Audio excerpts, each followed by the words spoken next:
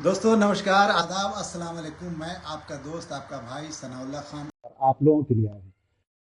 पता है 2000 का जो चुनाव होने वाला है बिहार के अंदर, ये बड़ा ही अलग टाइप का होने जा रहा है, ऐसा बताया जा रहा है। क्योंकि जो आप लोग देख रहे होंगे सोशल मीडिया पे किस तरीके से स्ट्रेटजी अलग अलग टाइप की हो रही है। लेकिन मैं पूरे विधानसभा की तो बात आज नहीं करूंगा, लेकिन आपके साथ जो मैं चीजें, जो एक्सपीरियंस और जो बातें रखना चाहता हूँ जनता की तरफ से, वो है इमामगंज विधानसभा। इमामगंज विधानसभा का जैसा कि आप सब इतिहास जानते होंगे कि उदय नारायण चौधरी से लेके 3 बार वो रहे, उससे पहले रामस्वरूप पासवान, उसके पहले मतलब पासवान को भी हमने देखा, चौधरी को भी देखा, मांझी जी को भी देखा। 2 बार मांझी जी, खुद जीतन राम मांझी इमामगंज विधानसभा से विधायक रहे।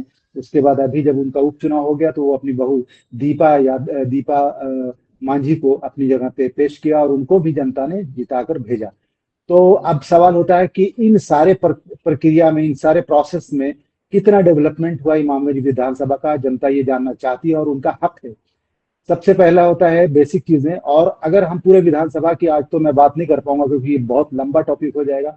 मैं आज ना थोड़ा थोड़ा करके आप लोगों के साथ रूबरू होने वाला हूँ। और वो रूबरू होने का मकसद ये है कि मैं जमीनी तरीके से चलता हूँ, मतलब जो आखिरी कोना है ना इमामगंज विधानसभा में, जहां पर नदी के उस पार बिहार, इस पार बिहार और उस पार झारखंड, यानी इस तरफ आगे बढ़ेंगे तो आप सलैया, लेफ्ट जाएंगे तो सिलदाहा, वहीं पर एक छोटा सा पंचायत है जिसका नाम है मंझौली पंचायत। तो दोस्तों आज मैं मंझौली पंचायत की शुरुआत का हिस्ट्री अगर आप जानेंगे तो आजादी के बाद पहले जो मुखिया वहां के चुने गए थे, मुखिया प्रतिनिधि थे, उनका नाम था स्वर्गीय मरहूम यानी कि हसीबुल्लाह खान, जो जो 3 टर्म, हाँ 3 टर्म वो रहे मुखिया। ठीक है ना। चुनाव के उस जमाने में जो इलेक्शन होता था वो 5 साल पे नहीं होता था, 3 3 साल पे होता था। तो खैर, और कहने वाले ने तो ये भी कहा है कि वो जब तक सेहतमंद रहे, वो खुद पूरे पंचायत की कमान उनके हाथ में होती थी, लेकिन जैसे उनकी सेहत डाउन हुई, उन्होंने एक दूसरे मुखिया का चयन किया अपने अपने क्षेत्र छाया में, ये कह सकते हैं कि अपने सपोर्ट में, और उनका नाम था, वो भी उनका भी डेथ हो गया, मरहूम सैफुल्लाह खान, जो कोठी में उनका घर हुआ करता था और है अभी भी, और उनकी जमीन वगैरह झगड़ा में थी। उसके बाद नंबर आता है, उनके भी जाने के बाद नंबर आता है जनाब मरहूम अतिउल्लाह खान साहब का।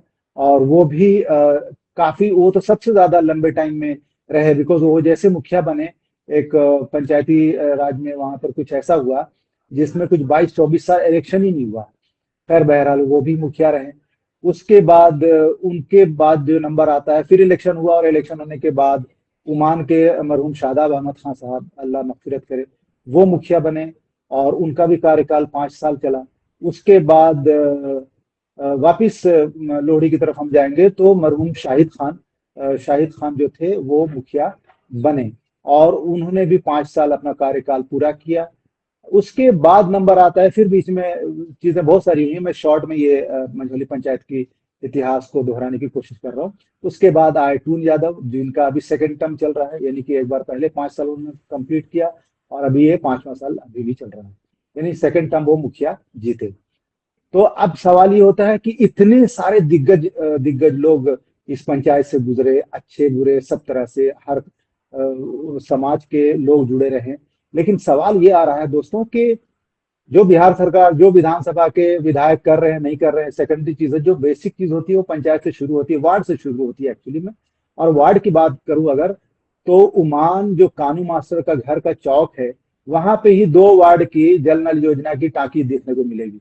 लेकिन आप वहां से बैक होंगे, पोखरी मेन रोड पे अगर आप आएंगे, और वहां से पोखरी मेन रोड से राइट पोखरी, हम हमारे खास मोहल्ले की तरफ देखेंगे नजर उठा के, तो बीएसएनएल का टावर दिखेगा जो बहुत दूर से दिखता है।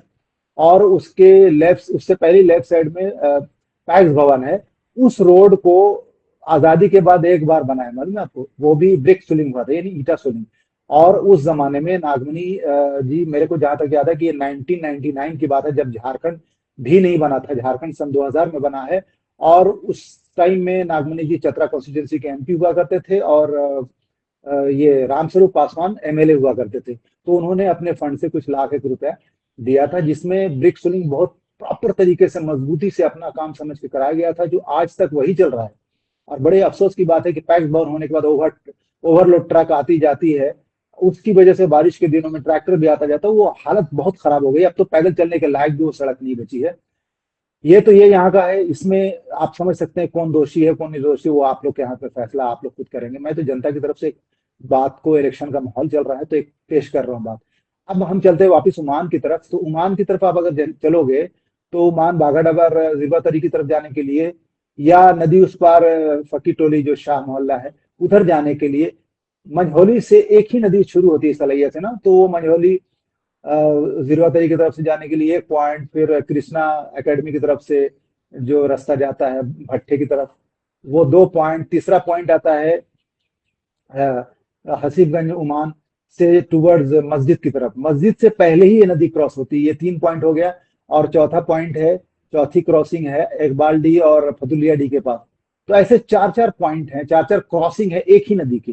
हाँ, लेकिन सबसे बड़ा जो मसला है ना दोस्तों, कि बारिश के दिनों में 3-4 महीने यहाँ के लोगों की क्या हालत होती होगी। जब कोई बीमार होता होगा, जब कोई ऐसी मेडिकल इमरजेंसी होती होगी, तो कैसे वहां तक एम्बुलेंस ना पहुंच सकता था है, ना कार पहुंच सकती है।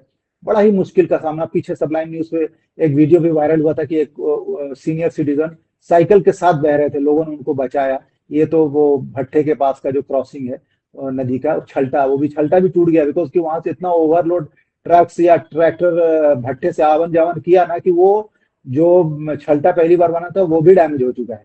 तो सवाल ये होता है कि ये जो मेन, मैं ओमान से जाने के लिए बात करूं फकीर टोली की तरफ, खास मस्जिद की तरफ, तो वो उमान गांव में खास पड़ता है वो। और वो मस्जिद में नमाज पढ़ने के लिए, यहाँ तक कि वहाँ जुमे की नमाज भी होती है, पांचों वक्त नमाज भी होती है। अब आप अंदाजा लगा सकते हैं कि सालों भर उस नदी से उतर कर लोगों को जाना पड़ता है। तो मेरा सवाल जनता की तरफ ये है कि इतने सारे लोग लोकल मुखिया बने, और अभी भी लोकल ही मुखिया है, कोई बाहर का नहीं है।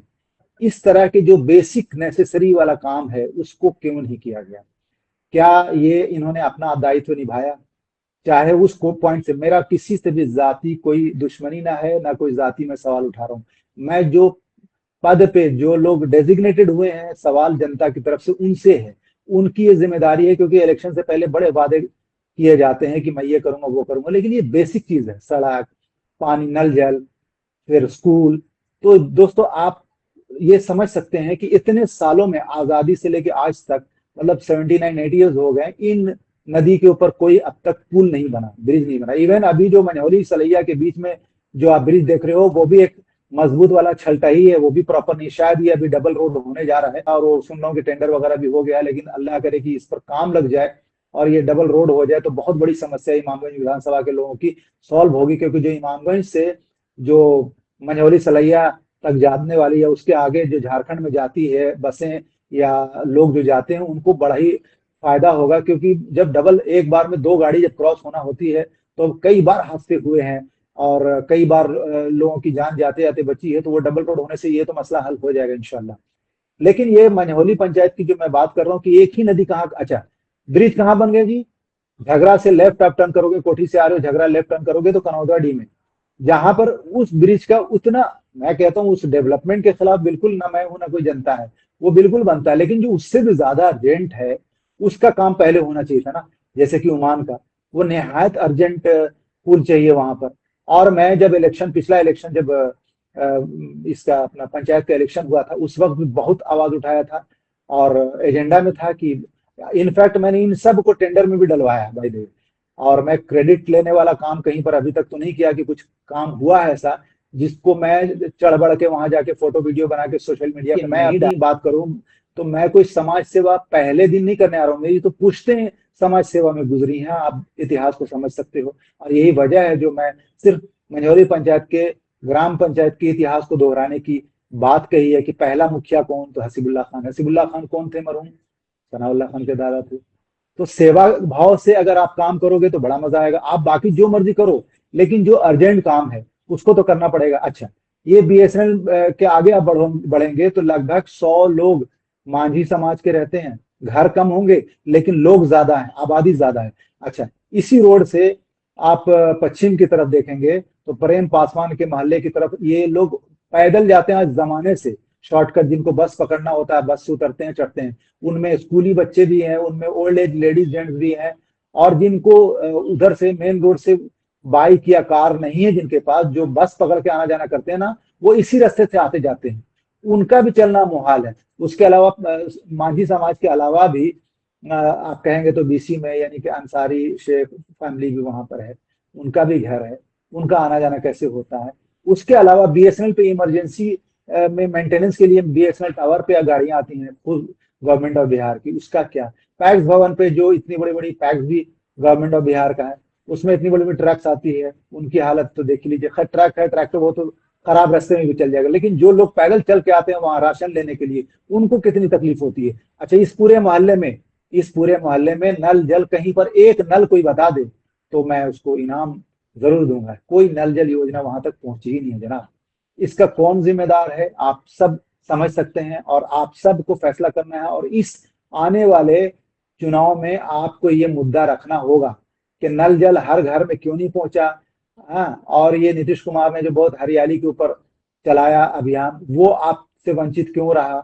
आपके मोहल्ले में खास तौर से जो ये विरवातरी, बाघा डबर, माल्हा जोत, फकीर टोली, क्या नाम है इसका, इकबाल डी, फतुलिया डी, इस तरफ से जो ये एक नदी बह रही, उस पर एक छड्डे का निर्माण भी 5 साल में या ये 10 साल में, जो अभी प्रतिनिधि हैं इसके मंझौली पंचायत के, उनका सेकंड टर्म चल रहा है, उन्होंने या उनके माध्यम से जो भी उनके ऊपर के लोग क्यों नहीं कर रहे हैं, उनसे आप ये सवाल करिए। ये उनका दायित्व है, उनका फर्ज है, इसी के बेस पर हम आपको वोट देते हैं। तो सवाल आपको करना होगा, और सवाल उन प्रतिनिधियों से जरूर पूछा करें जो आपसे वोट लेकर जीत के जाते हैं 5 साल के लिए।